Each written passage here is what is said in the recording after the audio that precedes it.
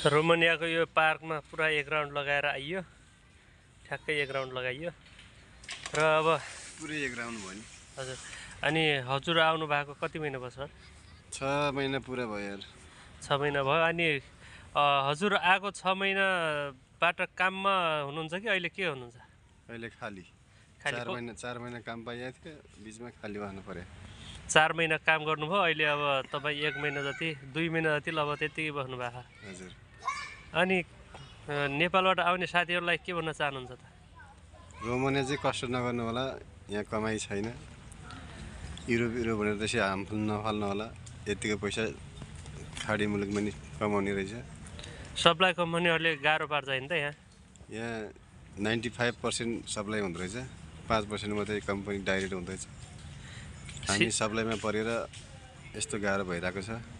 सिजनमा काम चल्ने, अफ सिजनमा त्यत्तिकै रुममा बस्नुपर्ने, त्यो पनि आफ्नै खर्चमा। अलिअलि काम समर सिजनमा हुँदो रहेछ, हजुर। अरू बेला त खाली बस्नुपर्छ।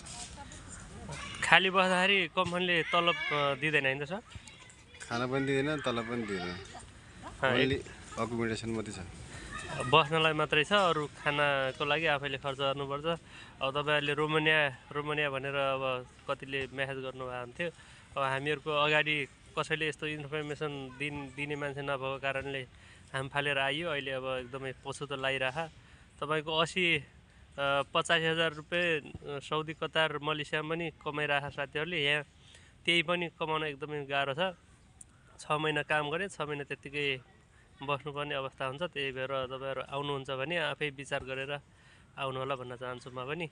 हाम्रो उहाँ साथी पनि मसँगै बस्नुहुन्छ, एकदमै गाह्रो छ अहिले।